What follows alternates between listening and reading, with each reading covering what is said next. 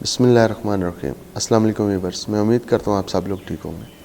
جیسے کہ آپ کو پتہ ہے کہ رمضان کی آمد ہے اور ماشاءاللہ ہم سب لوگ رمضان کی تیاریوں میں لگے ہوئے ہیں، اور نماز روزہ بھی ہوگا، قرآن پاک بھی پڑھا جائے گا، سب کچھ ہوگا، زکاتیں بھی دی جائیں گی۔ لیکن میری آپ سب دوستوں سے ایک ریکویسٹ ہے کہ اپنے رشتہ داروں کا، اپنے پڑوسیوں کا بہت خیال آپ نے رکھنا ہے۔ جیسے ہم ہر چیز کھائیں پئیں، ایسے ہمارے رشتہ دار بھی، ہمارے پڑوسی بھی، کسی چیز کی ان کو کمی نہ ہو، ان کا بھی ہم نے خیال رکھنا ہے۔ اسی سلسلے میں میں نے اپنے پڑوس کی مسجد میں ہمارے مولانا صاحب ہیں، قاری صاحب ہیں، ان سے میں نے جب بات کی، ڈسکس کیا کہ جی میں رمضان کے اوپر اس طریقے ایک ٹرانسمیشن کرنا چاہتا ہوں، تو وہ بڑے خوش ہوئے اور انہوں نے کہا کہ کیوں نہیں، ہم جو ہیلپ ہو سکے گی ہم آپ کے ساتھ ضرور کریں گے۔ صلی اللہ علیہ یا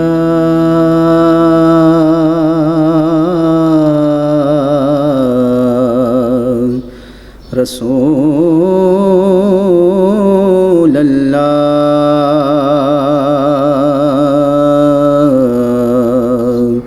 وسلم علیک یا حبیب اللہ، حبیب خدا کا نظارہ کروں میں، دل و جان پہ نثارہ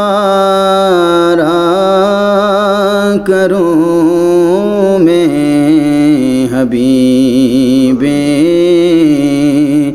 خدا کا نظارہ کروں میں۔ یہ ایک جان کیا ہے اگر ہوں کروڑوں یا رسول اللہ، ایک جان کیا ہے اگر ہوں کروڑوں، تیرے نام پہ سب کو آرا کروں میں، دل و جان پہ نثارہ کروں میں، اور میرا دین و ایمان فرشتے جو پوچھیں یا رسول اللہ، میرا دین و ایمان فرشتے جو پوچھیں، تمہاری ہی جانب اشارہ کروں میں، دل و جان پہ نثارہ کروں میں۔ اللہ کریم کی ذات ابراہیم علیہ السلام کو ارشاد فرماتی ہے کہ اذ قال لہ ربہ اسلم، اے پیارے اپنے آپ کو ہمارے سامنے جھکا دو، یعنی مسلمان بن جاؤ۔ تو وہ جواباً عرض کرتے ہیں کہ اسلمت للہ رب العالمین، میں نے اپنے آپ کو تمام جہانوں کے رب کے سامنے جھکا دیا۔ تو اللہ کی حضور اپنے آپ کو جھکا دینا، اپنی تمام تر خواہشات کو نظر انداز کر دینا اور اپنے مالک کے حکم پر کاربند ہو جانا، یہ اسلام کہلاتا ہے۔ اور اسلام جب اپنے تکمیلی مراحل کو پہنچتا ہے تو اس وقت انسان ایمان کی دنیا میں داخل ہوتا ہے۔ اور اگر ہم اس کو دو لفظوں میں استعمال کریں کہ ایمان کس چیز کا نام ہے، تو یوں کہا جائے گا کہ ایمان اللہ اور اس کے رسول سے کما حقہ محبت کا نام ہے۔ اور اس محبت میں پھر جتنا جتنا ہم آگے بڑھتے چلے جائیں گے، ایمان کی کیفیت اتنی واضح اور عیاں ہوتی چلی جائے گی۔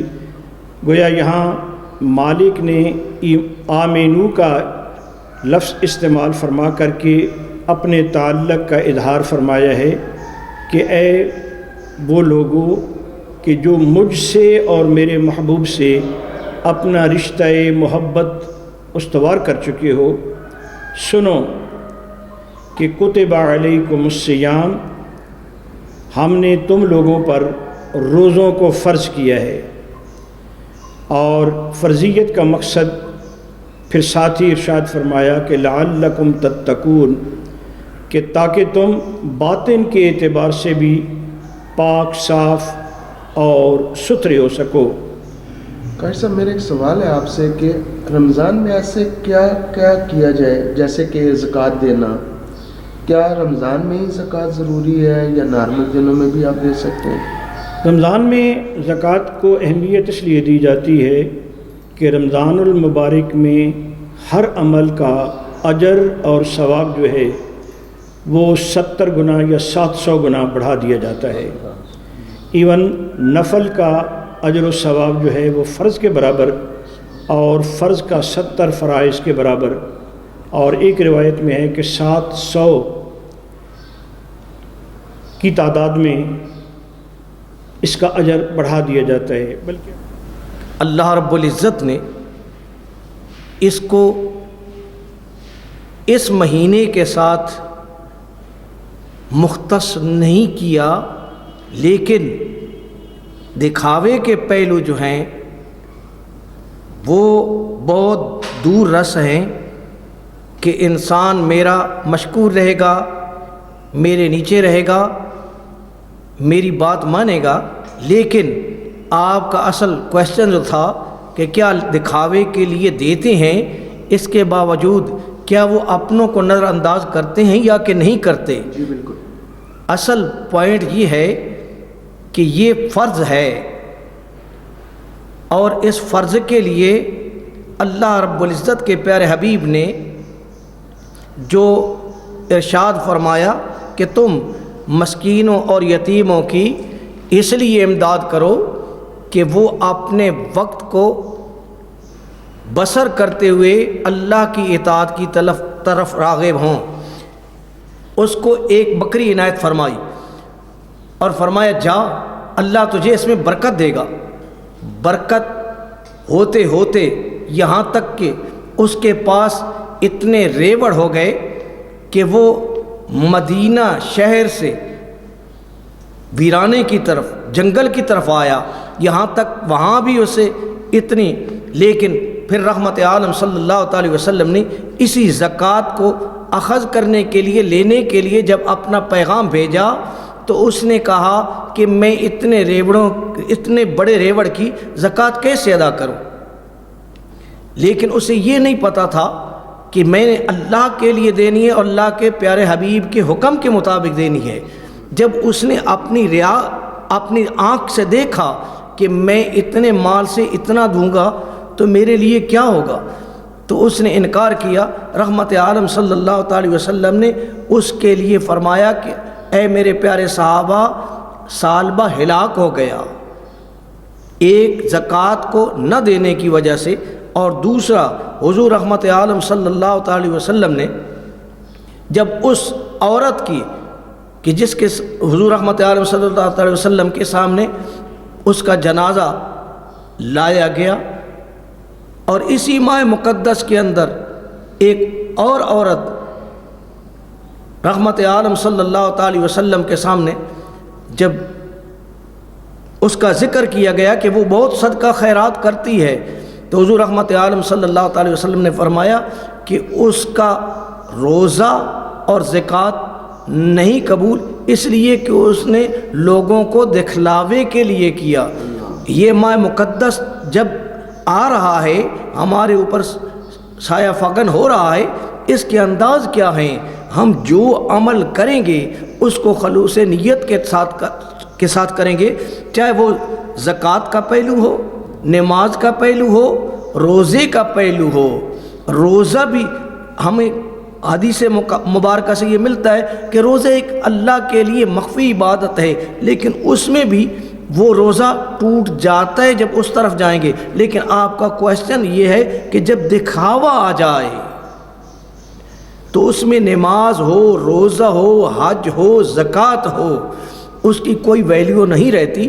لیکن اپنے حضور رحمت عالم صلی اللہ علیہ وسلم کا ارشاد کیا ہے کہ تم سب سے پہلے اگر زکوٰۃ ادا کر رہے ہو تو تم اپنے غرباء رشتہ داروں کو دیکھو، اقربین میں یہ قرآن کا فیصلہ، مساکین میں جو محتاج ہیں ان میں سے ان کا حق زیادہ ہے۔ میں امید کرتا ہوں آپ کو یہ پروگرام پسند آیا ہوگا۔ ملتے ہیں کل ایک نئے ٹاپک کے ساتھ۔ اللہ حافظ۔